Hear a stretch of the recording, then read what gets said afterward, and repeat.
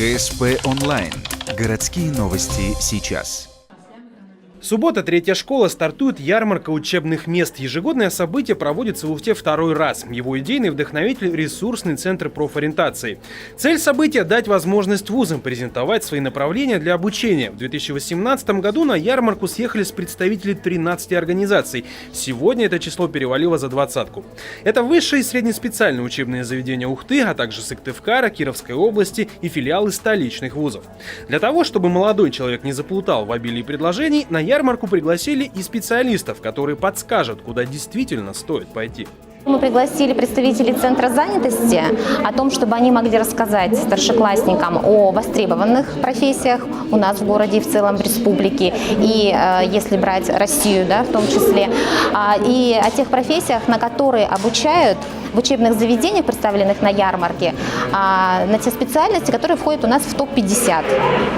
То есть то, что сейчас актуально и то, что сейчас востребовано на рынке труда. Дебютная ярмарка прошлого года наглядно показала, мероприятие горожанам пришлось в тему. Не все могут попасть на дни открытых дверей, а иногда и вовсе не знают о них. Здесь же учебные заведения собраны под одной крышей, что удобно.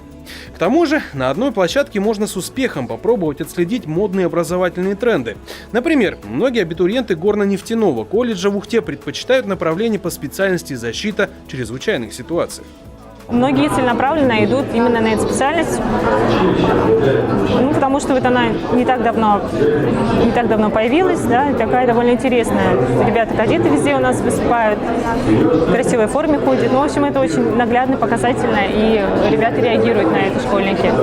Уже к полудню ярмарку посетило более 100 человек. Это родители и сами ученики, в основном старших классов. Много гостей из 2, 21 и 18 школ.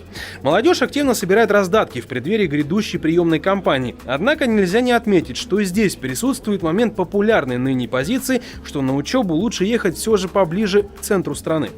Я хотела бы на самом деле остаться, но в нашем городе очень мало колледжей, в которые я могла бы поступить по своим интересам, поэтому